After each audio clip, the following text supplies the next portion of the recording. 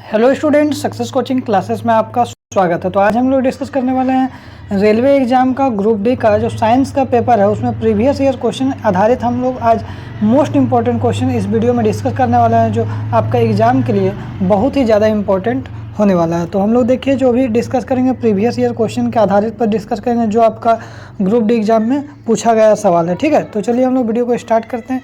देखिए सबसे पहला आपका जो ये ग्रुप डी में पूछा गया है और फर्स्ट शिफ्ट में पूछा गया 17/9/2018 का पेपर का है। ठीक है, तो ये बात को ध्यान रखिएगा, 2018 का पेपर का है और फर्स्ट शिफ्ट में ये सब क्वेश्चन पूछा गया है। देखिए सबसे पहला सवाल यहाँ पर क्या पूछा है, तो सबसे पहला सवाल पूछा है जब तक किसी पिंड पर असंतुलित बल लागू होता है। याद रखिएगा, असंतुलित, एक जैसा बल नहीं होगा, संतुलित बल नहीं होगा, कभी बल ज़्यादा कभी बल कम। तो जब किसी पिंड पर असंतुलित बल लागू होता है तब इसकी डेश में निरंतर परिवर्तन होता रहता है। तो मतलब इसका किस में परिवर्तन हमेशा होता रहता है, तो याद रखिए इसका चाल में हमेशा परिवर्तन होते रहता है। जब किसी भी पिंड में असंतुलित बल लागू होता है तो उसमें किस में परिवर्तन होता रहता है, चाल में हमेशा परिवर्तन होते रहता है। आइए देखते हैं नेक्स्ट क्वेश्चन हमारा इंपॉर्टेंट क्या है। दूसरा क्वेश्चन बोल रहा है निषेचित अंडा युग्मनज जिसमें समविष्टि हो जाता है उसको हम लोग किस में होता है, याद रखिए गर्भाशय में होता है। किस में होता है, गर्भाशय में। आगे यदि हम लोग नेक्स्ट क्वेश्चन देखिए, जितना भी क्वेश्चन बता रहे हैं सब आपका एग्जाम में पूछा गया है। निम्न में से किस तत्व का रासायनिक प्रतीक लैटिन से लिया गया है, तो याद रखिएगा आयरन जो हमारा लोहा है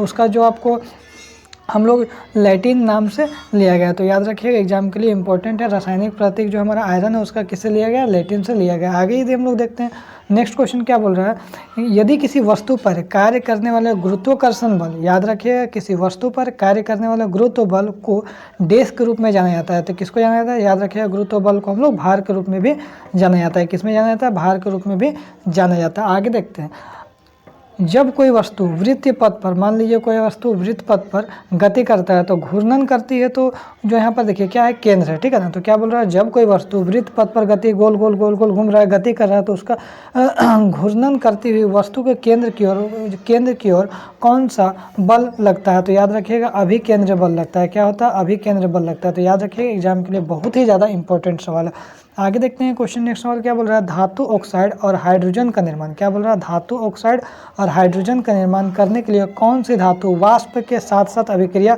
करती है, तो याद रखिएगा वाष्प के साथ साथ अभिक्रिया करती है तो एल्युमिनियम हमारा हो जाएगा। क्या हो जाएगा, एल्युमिनियम हो जाएगा। ठीक है, क्या हो जाएगा, एल्युमिनियम हो जाएगा। आगे यदि देखते हैं ठोस, द्रव और गैस तीनों रूपों में क्या पाया जाता है, तो एकदम लॉलीपॉप सवाल है, तो याद रखिएगा जल पाया जाता है। आगे देखें निम्नलिखित में से कौन सा जंतु गर्म रक्त होता है, इसमें जो ब्लड होता है उसमें क्या होता है, गर्म होता है। तो याद रखिएगा हमारा कबूतर, के भी आपका एग्जाम में पूछा गया निम्नलिखित में से कौन सा ऐसा जंतु है जिसका जो गर्म रक्त होता है, तो कबूतर हो जाएगा। आगे देखते हैं नेक्स्ट सवाल हमारा क्या बोल रहा है, आधुनिक आवर्त सारणी में कौन से समूह के तत्वों के बाहरी कोष क्या होता है, पूर्ण होता है, मतलब पूरा पूरी होता है बाहरी कोष।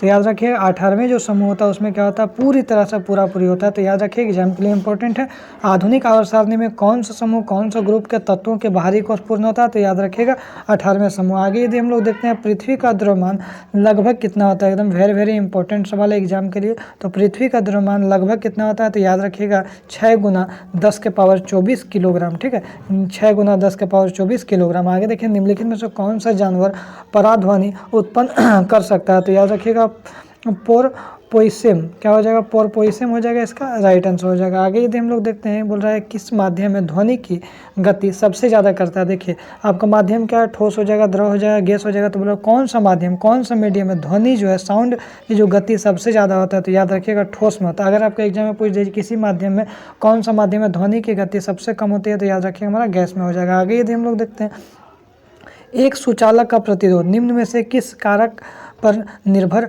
नहीं करता है, तो कोई भी अगर सुचालक है उसका जो प्रतिरोध है किस पर निर्भर नहीं करेगा, तो याद रखिएगा दाब पर कभी भी निर्भर नहीं करेगा। धोवन सोडा के अणु में पानी के कितने अणु उपस्थित होते हैं, तो सबसे पहले हम लोग देखेंगे धोवन सोडा के एक अणु में पानी के कितने अणु उपस्थित होते हैं। तो याद रखिएगा फॉर्मूला हमारा क्या होता है, Na2CO3 डॉट 10H2 हो जाता है। तो कितना जल का अणु है, तो याद रखिएगा हमारा 10 हो जाएगा, इसका राइट आंसर हो जाएगा। ठीक है,